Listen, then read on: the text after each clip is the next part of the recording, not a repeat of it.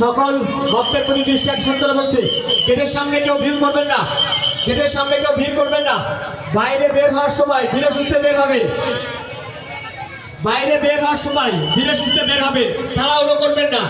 নিজে আনন্দ উপভোগ করুন, অন্যকে আনন্দ উপভোগ করার সুযোগ করে দিন। মন্দিরের গেটের সামনে কোনো রকম যানবাহন দাঁড়াবেন না, মন্দিরের গেটের সামনে কোনো রকম যানবাহন দাঁড়াবেন না, অন্যথায় আমাদের প্রশাসন কঠোর ব্যবস্থা গ্রহণ করবে।